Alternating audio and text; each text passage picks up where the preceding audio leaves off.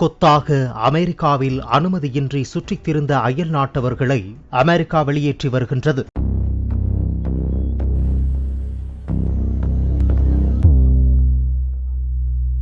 உங்களுக்கு தெரியுமாங்க, ஒவ்வொரு வருஷமும் இந்தியன்ஸ் 40 லட்சத்துலேருந்து 1 கோடி பக்கம் செலவு பண்ணுறாங்க அமெரிக்காவுக்கு இல்லீகலாக போகிறதுக்கு. இது ஃபேக் ஐடி வச்சோ, ஃபேக் விசா வாங்கியோ, இல்லை ஃபேக் பாஸ்போர்ட் வச்சோ அப்படி யாருமே போகிறதில்ல. எல்லாருமே இந்த டங்கி ரூட் அப்படின்னு இந்த டங்கி ரூட்டு தாங்க யூஸ் பண்ணுறாங்க.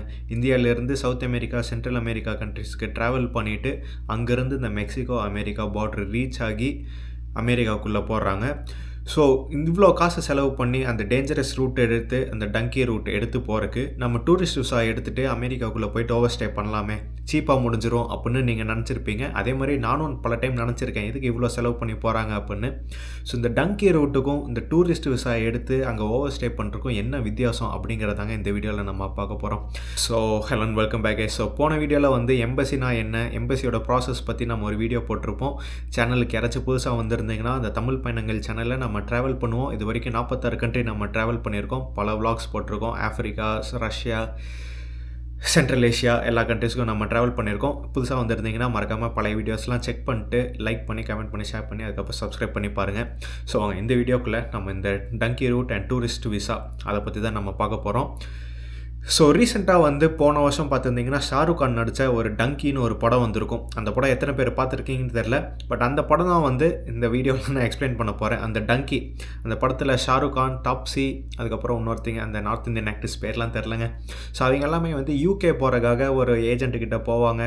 அந்த ஏஜென்ட் யூகேக்கு டூரிஸ்ட் விசாவில் கூட்டிகிட்டு போகிறேன், அது பண்ணுறேன், இந்த மாதிரி ஃபேக் விசா வச்சு நம்ம போகலாம் அப்படின்னு கூட்டிகிட்டு போவாங்க. அதே ப்ராசஸ் தான் இப்போ ரீசெண்டாக இந்தியாவில் நிறையா பேர் பண்ணிகிட்ருக்காங்க. ரீசெண்டானு இல்லை, 2008 இந்த ஒரு ட்ரெண்டு அதிகமாகிட்டே போகுது.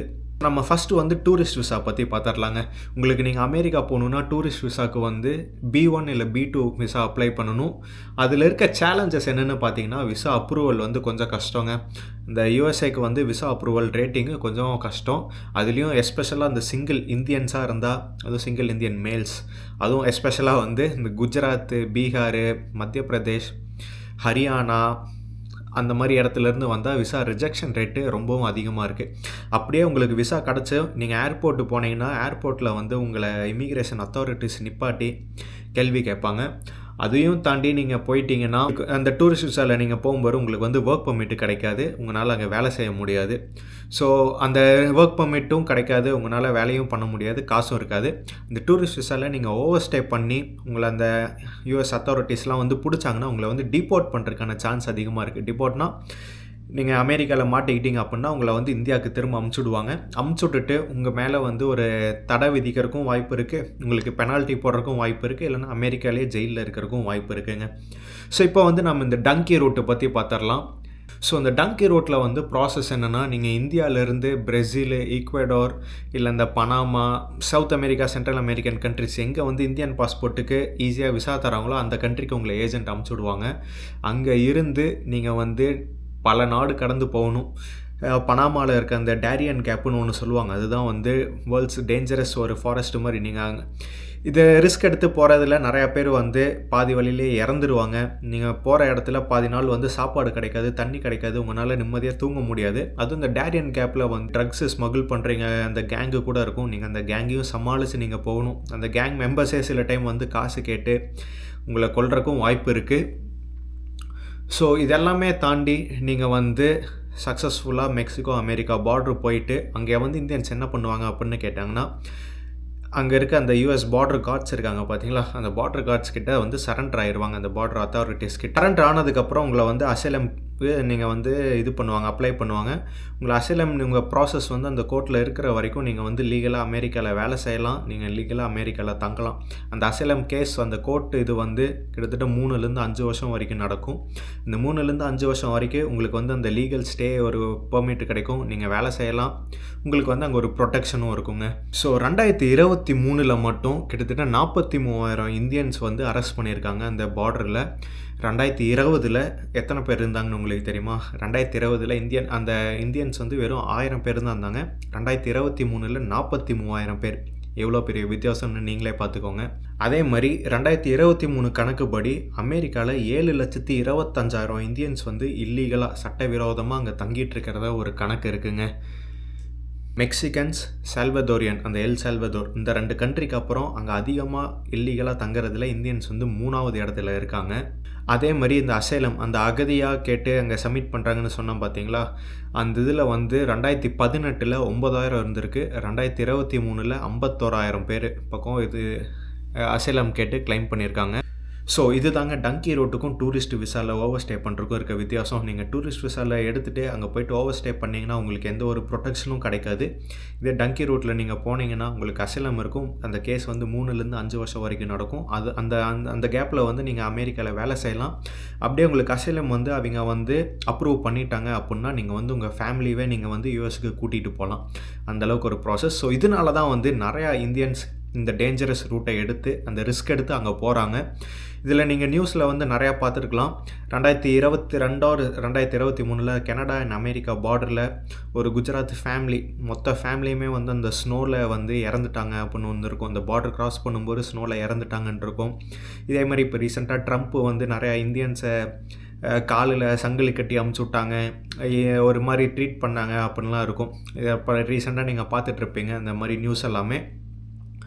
ஸோ இது தாங்க ப்ராசஸ்.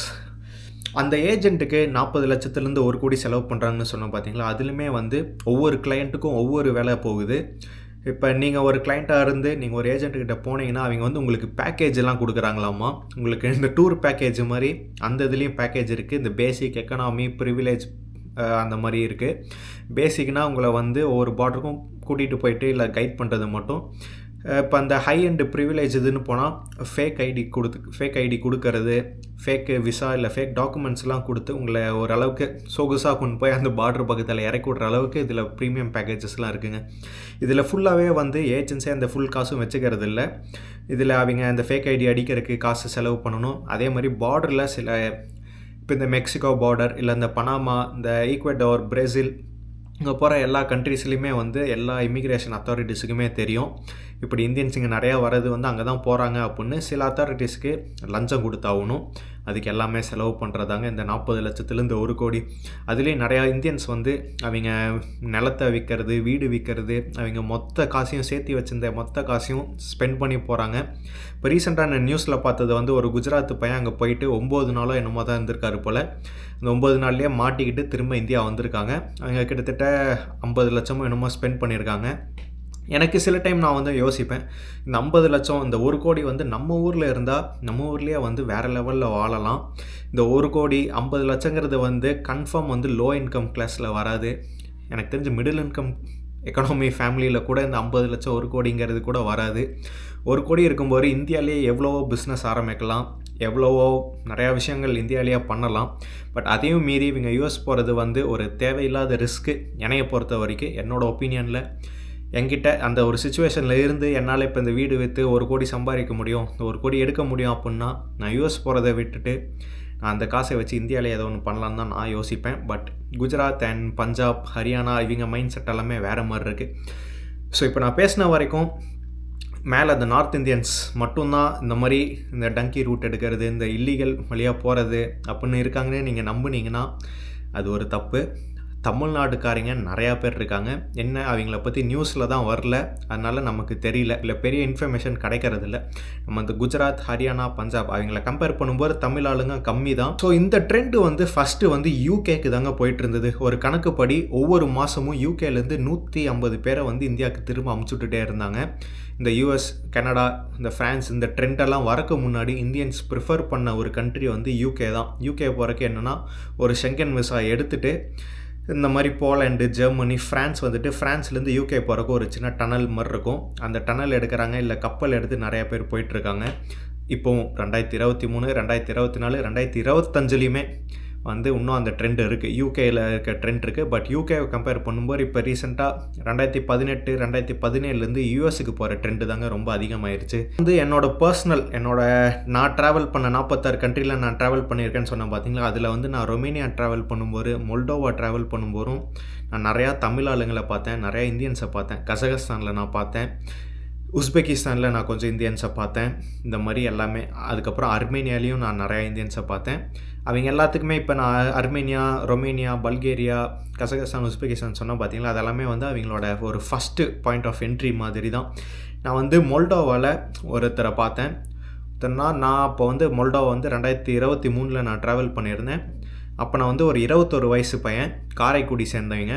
அவங்க சித்தப்பா 2 பேருமே நான் பார்த்தேன். 2 பேருமே வந்து கிட்டத்தட்ட 35 லட்சம் ஸ்பெண்ட் பண்ணி யூகே போகிறதாங்க தான் பிளான் அவங்களோடது.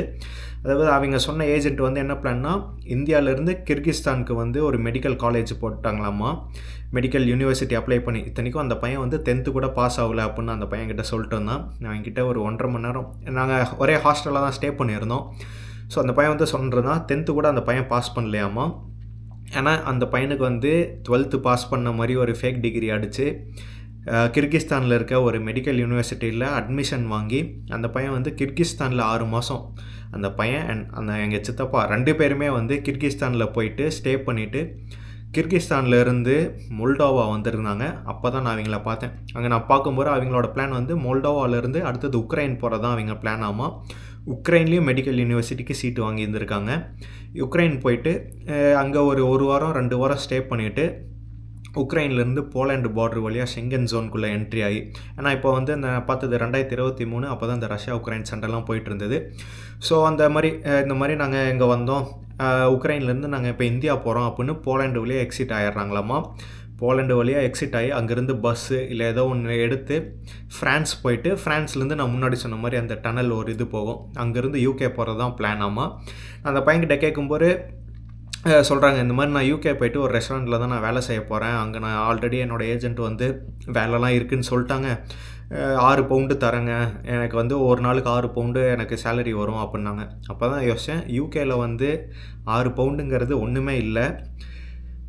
பட் அந்த பையன் வந்து அந்த 6 பவுண்டே வந்து அதிகம். நம்ம ஊர்லேருந்து வரவங்க எல்லாமே வந்து இப்போ யூரோ 5 யூரோனா நம்ம ஊர் காசுக்கு 400 ரூபா, அப்பாடா 1 மணி நேரத்துக்கு 400 ரூபா சம்பாதிக்க போகிறோம், 1 மணி நேரத்துக்கு 600 ரூபா சம்பாதிக்க போகிறோம் அப்படின்னு நம்பி வராங்க. பட் இங்கே வந்ததுக்கப்புறம் தான் அவங்களுக்கு தெரியுது அந்த 600 ரூபா வந்து இந்த ஊர் காசுக்கு ஒன்றுமே இல்லைன்னு. அந்த 6 யூரோக்கு வந்து நீங்கள் ஒரு பஸ் டிக்கெட் வாங்கினீங்கனாலே 2 யூரோ வரும், 2 பவுண்ட்ஸ், நான் யூகே இதுலேயே சொல்கிறேன், 2 பவுண்ட்ஸ் வரும். ஒரு பால் பேக்கெட் வந்து மினிமம் 1 பவுண்டாவது வந்துடும். ஒரு வாழைப்பழம் நீங்கள் வாங்கணுன்னா கூட அந்த 1 கிலோ வாழைப்பழம், 1 கிலோ இல்லை, அந்த ஒரு சீப்பு மாதிரி தருவாங்க பார்த்தீங்களா, ஒரு சீப்பு வாழைப்பழமே இங்கே நான் இப்போ இருக்க யூரோப் ரேட்டில் சொல்லணுன்னா, இப்போ நேற்று நான் வாங்கிட்டு வந்தேன், அந்த ஒரு சீப்பு வந்து இது எவ்வளோ கிலோகிராம்னு எனக்கு சரியாக தெரிலங்க. ஒரு இது வாங்கினீங்கன்னா வந்து 1.69 யூரோஸ், 1.69 யூரோ வருது. அதை பவுண்ட்ஸில் ஏற்றுனா கூட 1.40 பவுண்ட்ஸ் அந்த கணக்கில் வரும். ஸோ அந்த 6 யூரோக்கு உங்களால் இதுதான் பண்ண முடியும். நம்ம ஊரில் வந்து அந்த 600 ரூபா மதிப்பு வேறு, இங்கே இருக்க அந்த 600 ரூபா மதிப்பு வேறு. ஸோ அதே அவங்களுக்கு வந்து முதல்ல தெரியல. அந்த பையன் அந்த சொன்னேன், இந்த மாதிரி நான் 5 வருஷம் நான் வேலை செய்ய போகிறேன், நான் வேலை செஞ்சதுக்கப்புறம் நான் வந்து இந்தியன் எம்பசி போயிட்டு அந்த வெள்ளை டாக்குமெண்ட் வாங்கிட்டு நான் இந்தியாவே திரும்ப வந்துடுவேன். வெள்ளை டாக்குமெண்ட்டுனா என்னென்னு கேட்டிங்கன்னா, இந்த மாதிரி நம்ம ஓவர் ஸ்டே பண்ணிவிட்டு இல்லை இல்லீகல் ஸ்டே பண்ணும்போது நீங்கள் இந்தியன் எம்பசி போயிட்டு இந்த டாக்குமெண்ட்டை தொலைச்சிட்டேன் அப்படின்னு சொன்னிங்கன்னா அந்த எமர்ஜென்சி சர்டிஃபிகேட்டுன்னு ஒன்று தருவாங்க. அதுதான் அந்த வெள்ளை பேப்பர், வெள்ளை டாக்குமெண்ட். அந்த எமர்ஜென்சி சர்டிஃபிகேட் வாங்கிட்டு நான் இந்தியா போயிடுவேன், அதாங்க என்னோடய பிளானு. இதுக்கு தான் நான் வந்து 35 லட்சம் நான் ஸ்பெண்ட் பண்ணி வரேன் அப்படின்னு அந்த பையன் சொன்னான். அப்போ யோசிச்சு அந்த பையன் இங்கே 5 வருஷம் வேலை செஞ்சு சம்பாதிச்சாலும் எனக்கு தெரிஞ்சு அதே தான் சம்பாதிக்க முடியும். 35 லட்சம் ஸ்பெண்ட் பண்ணி வந்து 35 லட்சங்கிறது வந்து அந்த ஏஜென்சிக்கு மட்டும்தான். அதுக்கப்புறம் இந்த மொல்டோவாவில் தங்கினது, அதுக்கு அந்த உக்ரைனில் போய் 2 வாரம் தங்குறது, அங்கே சாப்பாடு, அதெல்லாமே வந்து சொந்த காசு தான். அது தனியாக எவ்வளவோ ஸ்பெண்ட் ஆகும். கிர்கிஸ்தான்லேயே 6 மாதம் இருந்தேன்னு அந்த பையன் சொன்னான். ஒவ்வொரு மாதமும் அங்கே வந்து ஒரு 20,000 30,000 கூட கன்ஃபார்ம் தாராளமாக செலவாயிருக்கும். அந்த தங்குறது, அக்காமடேஷன், சாப்பாடு. இந்த மொல்டோவில் பார்க்கும்போது கூட அந்த பையன் வந்து வெறும் ஒரு வேளை தான் சாப்பிட்ருந்தான், மத்தியானம் மட்டும்தான் சாப்பிட்டான். அதுவும் ப்ரெட்டு, அந்த ஜாமு அது மட்டும்தான் வாங்கிட்டு வந்து, ஏன்னா கேட்டால் இதுதாங்கண்ணா விலை கம்மியாக இருக்குது அப்படின்னு அந்த பையன் சொல்கிறான். இதில் அவர் சித்தப்பா வேறு. அதுக்கு மேலே நான் இந்த மாதிரி இந்த பையன் அதெல்லாம் சொல்லும்போது, ப்ரோ இந்த ஆபத்து இருக்குது, இவ்வளோ இது இருக்குது, நீங்கள் போகிற பக்கம் நடுவில் மாட்டினீங்கன்னா உங்களை பேன் பண்ணிடுவாங்க அப்படின்னு சொல்கிறேன். அந்த சித்தப்பா அந்த பையனோட சித்தப்பா வந்து என்னை தனியாக கூட்டிகிட்டு போயிட்டு, ஏன்ப்பா இந்த பையனை இப்படி இது பண்ணுற, நீ உன் வேலையை மட்டும் பாருப்பா, நாங்கள் எங்கள் வேலையை பார்க்குறோம், எங்களுக்கு இதுதான் வந்து வாழ்க்கை, இந்த வயசில் அந்த பையன் ரிஸ்க் எடுக்கலைன்னா என்ன பண்ணுறது அப்படிங்கிறாரு. எனக்கு அவர் சொல்லும்போது இந்த வயசில் அந்த பையன் ரிஸ்க் எடுக்கலைன்னா வருஷம் ஃபுல்லாக அதாவது அந்த லைஃப் ஃபுல்லாகவே வந்து இது ரெக்ரெட் பண்ணுவான், அவனுக்கு இது ஒரு ஏமாற்றமாக அமைஞ்சிரும், அதனால தான் அவனை நான் ரிஸ்க் எடுக்க வைக்கிறேன் அப்படிங்கிறாரு. அவர் அது சொல்லும்போது எனக்கு என்ன சொல்லுன்னா, ப்ரோ உங்களுக்கு அறிவு இல்லையா அப்படின்னு தான் எனக்கு கேட்கணுன்னு தோணுச்சு. ஏன்னா பிஸ்னஸில் ரிஸ்க் எடுக்கிறது வேறு, இல்லை ஒவ்வொரு இதில் ரிஸ்க் எடுக்கிறது வேறு. இந்த இதில் ரிஸ்க் எடுத்து அந்த பையன் என்ன பண்ண போகிறான் அப்படின்னு தான் நான் யோசிச்சுட்டு இருந்தேன். அவர் என்கிட்ட சொல்லும்போது அந்த சித்தப்பாக்கே வயசு வந்து 34 ஏதோ ஒன்று இருந்தது. அந்த பையனோட அம்மாவோட தம்பியோ ஏதோ சொல்லிட்டு இருந்தாங்க. அவர் என்கிட்ட இந்த மாதிரி பேசும்போது எனக்கு சரி எதுவும் அவர் கேட்கும்போது எதுவும் இந்த வயசில் அந்த பையன் ரிஸ்க் எடுக்கலைன்னா என்னப்பா பண்ணுறது அப்படின்னாரு. ஏங்க இதில் ரிஸ்க் எடுக்கிறதுக்கு என்னங்க இருக்குது, இது லைஃபுங்க அப்படின்னு. ஏன்னா நான் அவர்கிட்ட எதுவுமே சரி ஓகேங்க சரி இல்லை நான் என்னோடய ஒப்பீனியன் தான் நான் சொன்னேன், நான் அதில் நான் இப்போ வேணாம்லாம் எதுவும் சொல்ல அப்படின்னு நான் சொல்லி சமாளிச்சிட்டேன். பட் என்னோடய மைண்டில் வந்து அதான் தோணுச்சு. அவர் அந்த ஒரே ஒரு அந்த இது சொன்னும்போது இந்த வயசில் ரிஸ்க் எடுக்கலைன்னா என்னப்பா அப்படின்னு அவர் கேட்டார். பட் அந்த ரிஸ்க் எடுக்கிறதுக்கு இதில் யாராச்சும் ரிஸ்க் எடுப்பாங்களா அப்படின்னு தான் நான் யோசிச்சுட்டு இருந்தேன். ஸோ இது ஒரு நேரில் பார்த்தது. அதே மாதிரி நான் பல்கேரியாவில் பார்த்தேன் நிறைய பேரை. அண்ட் கசகஸ்தானில் நான் ஸ்டே பண்ணிகிட்டு இருந்த ஹாஸ்டலில் நான் அந்த வீடியோவில் கூட சொல்லியிருப்பேன், சில இந்தியன்ஸ் ஹிந்திக்காரங்க இருக்காங்க அப்படின்னு. அந்த பஞ்சாப்காரங்க அங்கே இருந்தாங்க. அதே மாதிரி இங்கே ரஷ்யா உக்ரைன் சண்டை வரும்போது நான் ஸ்லோவாக்கியாலே பார்த்தேன். இங்கே ஒரு ஹோட்டல் ஒரு ஓனர் பக்கம் இருந்தார். அவர் வந்து கிட்டத்தட்ட ஒரு 4 பேர்த்த வந்து அமெரிக்கா அமுச்சு விட்டாங்க. ஸோ இந்த மாதிரி நிறையா பேர் வந்து ஸ்பெண்ட் பண்ணிவிட்டு அமெரிக்கா போனதை நான் நேர்லேயே பார்த்துருக்கேன். போய் சேர்ந்தாங்களா இல்லையான்னு தெரில. இப்போ நான் மொல்டோவாவில் பார்த்த அந்த பையனும் அவங்க சித்தப்பா அந்த கேங்கே வந்து யூகே போய் சேர்ந்துட்டாங்களா இல்லையான்னு தெரில. ஏன்னா நான் 2023 டிசம்பரில் பார்த்தேன். இது 2025 மார்ச் மாதம். அவங்க என்ன ஆனாங்க என்ன இது பண்ணாங்கன்னு எனக்கு தெரில. ஸோ இந்த மாதிரி ஒரு நிறையா ஃபேக்டர்ஸ் இருக்குங்க. ஸோ இந்த மாதிரி யார் மெயினாக இது பண்ணுறாங்க அப்படின்னு பார்த்தா இந்த லோ இன்கம் பீப்புள் தான் வந்து நிறைய பேர் ஏமாறுறாங்க. அவங்க தான் இந்த ஏஜென்சிஸோட ஒரு முதல் டார்கெட்டாகவே இருக்காங்க. நான் இப்போ கூட சொல்கிறேன், இந்த வீடியோவை பாஸ் பண்ணிவிட்டு என்னோடய சேனல்லே போயிட்டு இந்த அல்பேனியா, பல்கேரியா அண்ட் செர்பியா வீடியோஸ்லாம் நான் போட்டிருப்பேன். யாராச்சும் புதுசாக வந்துருந்தீங்கன்னா இல்லை பழசே அந்த வீடியோ கமெண்ட்ஸில் அந்த வீடியோ சீரீஸில் போய் நீங்கள் கமெண்ட் பார்த்தீங்கன்னா அதில் நான் நிறையா கமெண்ட்ஸ் இருக்கும். இந்த மாதிரி பல்கேரியாவில் வேலை கிடைக்குமா, பல்கேரியாவில் வேர்ஹவுஸ் ஒர்க் வேணும், செர்பியாவில் வேர்ஹவுஸ் ஃபேக்ட்ரி வேலை இருக்குது, அல்பேனியாவில் வேர்ஹவுஸ் ஃபேக்ட்ரி வேலை இருக்குது, அல்பேனியாவில் ஸ்டோர் கீப்பர் ஜாபு அது கிடைக்குமா, அதுக்கு நான் வரப்போகிறேன், அது இதுன்னு நிறைய பேர் கமெண்ட் பண்ணியிருப்பாங்க. அதில் பெருசாக மேக்ஸிமம் எதுக்குமே ரிப்ளை பண்ணியிருக்க மாட்டேன். என்னோடய வாட்ஸ்அப் சேட்டுக்குமே வந்து நிறையா வந்திருக்கும். அதில் நான் ஒரு ஸ்க்ரீன்ஷாட் போடுறேன், ஒரு பேரை இது பண்ணிடுறேன். இந்த மாதிரி நான் யூகேயில் இத்தனை வருஷம் நான் இல்லீகலாக இருந்தேன், பட் இப்போ நான் யூரோப் வர ட்ரை பண்ணிகிட்ருக்கேன், எனக்கு எதாவது ஹெல்ப் பண்ணுங்கள் அப்படின்னு எனக்கு கேட்டாங்க. சில பேர் வந்து இந்த போலாண்டுக்கு கடைசி ஒரு 1.5 வருஷமாக வந்து போலாண்டு ட்ரெண்டு, எங்கள் ஏஜென்ட் வந்து டூரிஸ்ட் விசாவில் அமுச்சு விட்றாது, எனக்கு வந்தால் வேலை வாங்கி தர முடியுமா, அந்த போலாண்டு வீடியோ நான் போடும்போது அவ்வளோ கமெண்ட் வந்தது. நான் எதுக்குமே மேக்ஸிமம் ரிப்ளை பண்ண மாட்டேன். ஸோ முன்னாடி சொன்ன மாதிரி தான் இது எல்லாமே வந்து இந்த லோ இன்கம் பீப்புள் தான் வந்து இந்த ஏஜென்சிஸ் முதல்ல டார்கெட் பண்ணுறாங்க. அதே மாதிரி ஒரு சொசைட்டி ப்ரெஷர் மாதிரியும் அந்த பையன் வந்து அந்த மொல்டோவாவில் பார்த்த அந்த காரைக்குடி பையன் சொன்னதும் இதே தான். எங்கள் ஏரியாவில் நிறைய பேர் யூகே போனாங்க படிக்கிறதுக்கு, என்னால் படிக்க முடியல, அதனால் நானும் யூகே போய் அட்லீஸ்ட் நான் வேலையாவது பார்க்கணும். எனக்கு வாட்ஸ்அப்பில் வந்த சில இதில் ஒரு வாய்ஸ் மெசேஜ் கூட போடுறேன். அதில் சார் நான் சிங்கப்பூரில் வந்து ஒரு 8 வருஷம் இருந்தேன் சார். இப்போ நான் வந்து ஒரு 6 மாதம் ஆக போகுது சார். அங்கே சம்பளம் ரொம்ப கம்மியாக இருக்கிறதுனால தான் நான் இப்போ இந்த நாட்டுக்கு வர்றதுக்காக உங்கள்கிட்ட கேட்குறேன். ஏன்னா உங்கள் வீடியோவை பார்த்துட்டு தான் நான் கேட்குறேன். ரொம்ப சிரமப்பட்டு நம்பர் எடுத்து தான் அடித்தேன். பார்த்துட்டு எனக்கு செய்ய சொல்லுங்கள் சார், நல்லா இருப்பீங்க, எனக்கு உதவி பண்ணுங்கள். எந்த வேலையாக இருந்தாலும் பார்ப்பேன், எந்த வேலைன்னு கிடையாது, எந்த வேலைன்னாலும் பார்ப்பேன். என்னை எப்படியாச்சும் வந்து அந்த நாட்டுக்கு எடுக்கிறத பாருங்கள் சார். ரொம்ப கஷ்டத்தில் இருக்கிறோம், ரொம்ப இல்லாத நாங்கள். அன்றைக்கி என்னோட சம்பாரிச்சாதான் அவ்வளோ பொழுது போகும்.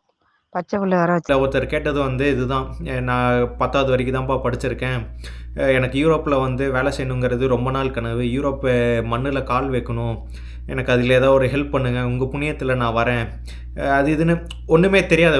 ரியல் லைஃப் சுச்சுவேஷன் தெரியாமல் அவங்க அந்த படத்தில் வர்றது இல்லை மற்றவங்க சொல்கிறத வச்சு கணக்கு எடுத்துகிட்டு எனக்கு மெசேஜ் அமுச்சு விட்டுட்ருக்காங்க. இந்த மாதிரியும் நிறையா நடக்குது. ஸோ இதுதான் ஒரு ஃபஸ்ட்டு வந்து ஒரு low income pressure. So first வந்து இந்த லோ இன்கம் பீப்புளை டார்கெட் பண்ணிவிட்டு இந்த ரியல் லைஃப் சுச்சுவேஷன் தெரியாமல் இருக்கீங்க. செகண்டு வந்து இந்த சொசைட்டி ப்ரெஷர்னால் இந்த ஃபாரின் போகணும் அப்படின்ட்டு இருக்கவங்க. 3வது வந்து இந்த எக்கனாமிக் மைக்ரேஷன், நம்ம ஊரில் தான் காசு சம்பாதிக்க முடியல, ஃபாரின் எப்படியாச்சும் ஃபாரின் போயாவது நம்ம சம்பாதிச்சிடலாம் அப்படின்னு வருது.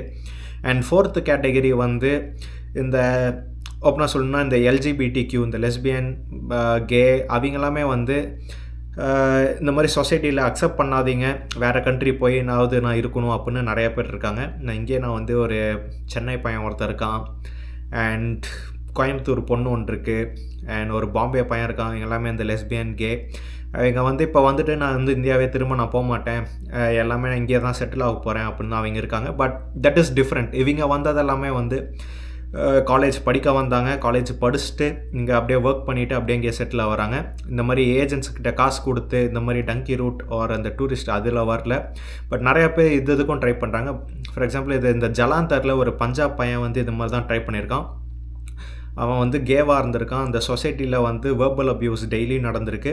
வேறு சிட்டி மாறலாம் அப்படின்னு இது பண்ணும்போது அது ஃபிசிக்கல் அப்யூஸாக மாறும்போது இந்த பையன் இந்த ஒரு ஏஜென்ட்டுக்கிட்ட காசு கொடுத்து யூஎஸ் வந்து அசைலம் கிளைம் பண்ணி அந்த பையனுக்கு அப்ரூவ் பண்ணிட்டாங்க. ஸோ இந்த மாதிரி ஒரு சிமிலர் ஒரு இதில் கூட நிறையா பேர் இப்போ அசைலம் இப்போ கிளைம் பண்ணிகிட்ருக்காங்க. அண்ட் வர எல்லாத்துக்குமே வந்து அந்த யூஎஸ் கோர்ட்டு வந்து அசைலம் கொடுத்துருமா, கிராண்ட் பண்ணிடுவாங்களா அப்படின்னு கேட்டாலும் கிடையாது. இப்போ 43,000 அந்த 51,000 பேர் அப்ளை பண்ணாங்க அப்படின்னு நான் சொன்னேன் பார்த்தீங்களா. அந்த 51,000 பேரில் எல்லாத்துக்குமே வந்து அசைலம்லாம் கிராண்ட் பண்ண மாட்டாங்க. ஒவ்வொருத்தருக்கும் ஒரு கோர்ட் ஹியரிங் நடக்கும். அந்த ஹியரிங்கில் அவங்க வந்து பதில் சொல்லணும். அந்த பதில் வந்து இந்த கோர்ட்டு ஏற்றுக்கல, இல்லை வந்து இவங்க போய் சொல்கிறாங்க அப்படின்னு நினச்சாங்கன்னா அந்த கோர்ட் வந்து அந்த அசைலம் இது ரிஜெக்ட் பண்ணிடுவாங்க. ரிஜெக்ட் பண்ணி இதை அனுப்பிச்சுட்ருவாங்க. அந்த டங்கி படத்துலேயுமே இது நடந்திருக்கும். ஷாருக் கானுக்கு வந்து இதுதான் பண்ணியிருப்பாங்க. ஷாருக் கான் வந்து அந்த யூகே கோர்ட்டு போய் அப்ளை பண்ணும்போது அவரோட அசைலமை வந்து அக்செப்ட் பண்ண மாட்டாங்க. அதனால் அவரை திரும்ப இந்தியா அனுப்பிச்சுட்ருவாங்க. அண்ட் சில பேர் அடுத்தது வந்து இந்த பொலிட்டிக்கல் ப்ரெஷர்னால் வந்து இது பண்ணுவாங்க. இப்போ ஒரு இதில் வந்து பிஜேபியை எதிர்க்கிறாங்க, காங்கிரஸை எதிர்க்கிறாங்க, அவங்களுக்கு வந்து அந்த பவரில் இருக்க கட்சி வந்து அவங்களுக்கு ஒரு இது பண்ணுறாங்க அப்படின்னா இவங்க வேறு ஒரு கண்ட்ரியில் போய் அசைலம் கிளைம் பண்ணலாம். இது வந்து இந்த ஸ்னோடனுக்கு நடந்தது. அமெரிக்காவில் வாஸ் ஒர்க்கிங் ஃபார் எஃபிஐயா சிஐஏக்கோ யாரோ ஒர்க் பண்ணிட்டு இருந்த ஸ்னோடன் வந்து இந்த அமெரிக்காவில் நடந்த இந்த தப்பை வந்து சொன்னாங்க. இந்த மாதிரி அமெரிக்கா கவர்மெண்ட்டு உங்கள் ஃபோனை டேப் பண்ணுறாங்கன்னு சொல்லும்போது இந்த அமெரிக்கா கவர்மெண்ட் வந்து அவரை அரெஸ்ட் பண்ணும்போது அவர் வந்து ரஷ்யாவுக்கு போய் அசைலம் கிளைம் பண்ணார் அகதியாக. அதை அக்செப்ட் பண்ணுவாங்க. அதே மாதிரி இந்தியாவிலேருந்து நிறைய பேர் அந்த படத்தில் அந்த டங்கி படத்துலையுமே வந்து ஷாருக் கான் அவங்களாம் அதான் சொல்லியிருப்பாங்க.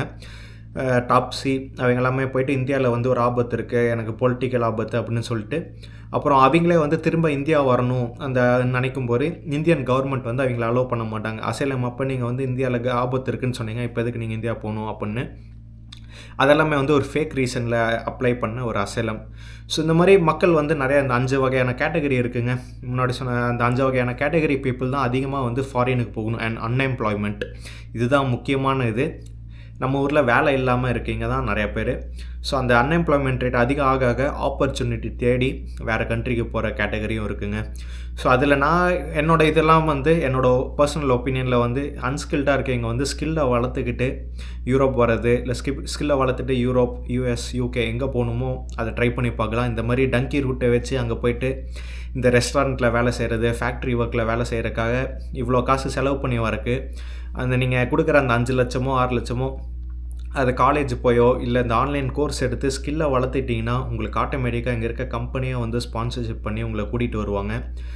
தேவையில்லாமல் இவ்வளோ ரிஸ்க் எடுக்காதீங்க, அதுதான் என்னோட இது. ஸோ இந்த வீடியோவில் நான் மெயினாக சொல்ல வந்தது இந்த dunki route visas tourist visa and Indians ஏன் நிறையா பேர் இதை யூஸ் பண்ணுறாங்க அப்படிங்கிறதுக்காக மட்டும்தான் ஒரு இன்ஃபர்மேஷனல் அண்ட் எஜுகேஷ்னல் வீடியோவாக போடணும் அப்படின்னு நினச்சேன். ஸோ உங்களுக்கு இந்த வீடியோ பிடிச்சிருக்குன்னு நினைக்கிறேன்.